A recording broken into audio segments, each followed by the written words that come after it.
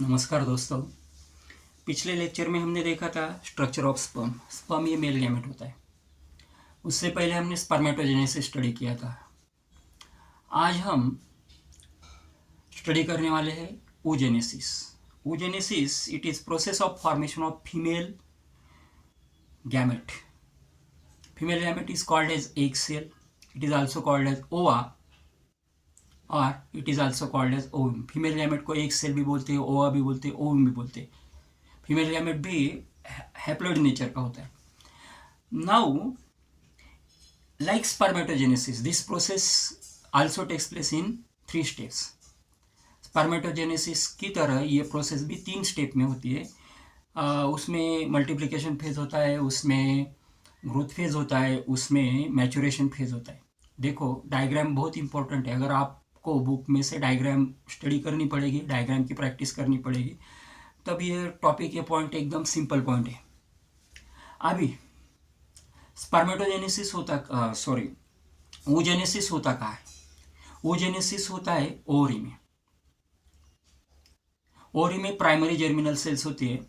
Primary germinal cells of the ovary undergoes repeated mitosis to form millions of oogonia, जिसको हम multiplication phase बोलते हैं। Multiplication यानी गुना होना।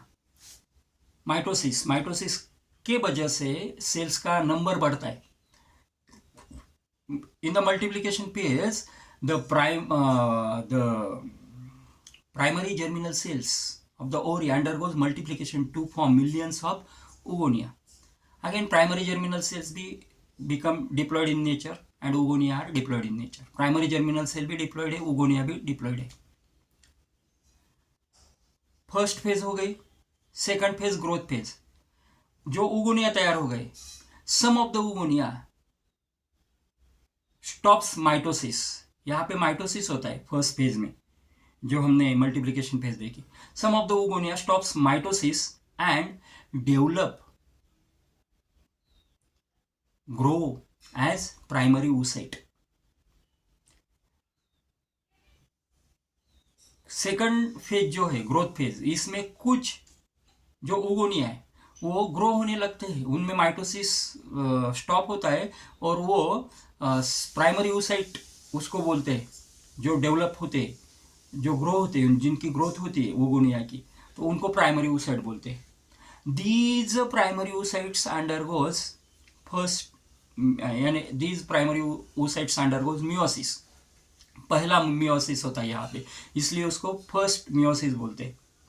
Here, the primary oocyte become also diploid in nature and it undergoes meiosis.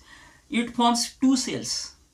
Secondary oocyte, the first cell is called as secondary oocyte and second cell is called as polar body. क्योंकि यहाँ पे एक ही ovum तैयार होगा, एक ही ओवा तैयार होगा, एक ही एक सेल तैयार होगी।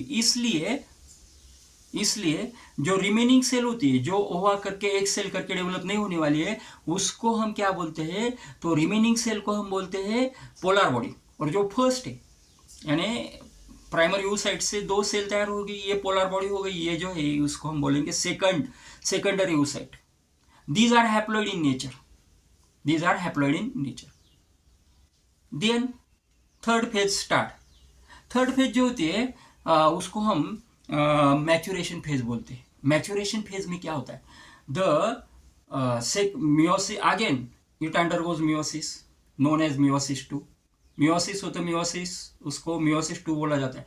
ये जो प्राइमरी सेकेंडरी oocyte है, it undergoes meiosis to form ovum and polar body, and the polar body again undergoes meiosis to form 2 polar bodies. Means finally 4 haploid cells are produced. But 4 sales तैयार होती है meiosis के meiosis complete होते वक्त, meiosis 1 और meiosis 2 में।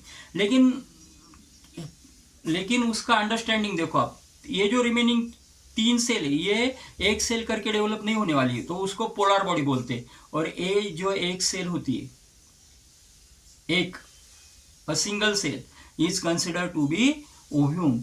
वो polar body वो जो है वो एक सेल में एक सेल तैयार हो गई अभी वहां पे, ओव्यूम तैयार हो गया है, उसको हम ओव्यूम बोलते हैं, and it is represented by N because वो हैप्लॉइड सेल, इसलिए उसको हम एन से रिप्रेजेंट करेंगे। प्राइमरी oocyte से सेकेंडरी oocyte और सेकेंडरी oocyte से फिर मियोसिस होके ओव्यूम तैयार होता है। इस प्रकार से 3 फेज में ये होता है, multiplication phase, growth phase and maturation phase. Multiplication phase में primary germinal cells undergoes mitosis to form millions of oogonia. Then growth phase में some of the oogonia develop and grows known as primary oocyte. Primary oocyte become diploid in nature. Oogonia are also diploid in nature. Primary oocyte undergoes meiosis to form secondary oocyte and polar body. Again, then maturation phase. Maturation phase में in the maturation phase meiosis 2 starts, and when it completes it is resulted into formation of ovum, first polar body, and again 2 polar bodies, means total 3 polar bodies and ovum become formed in this process. Simple theory है, अगर diagram ध्यान में आती है तो, नहीं तो नहीं है। Okay, thanks to all of you. अगले लेक्चर में देखेंगे टॉपिक जो है वो topic structure of secondary oocyte, structure of एक सेल का है, वो हम स्टडी करेंगे। Thanks to all of you, मिलते हैं।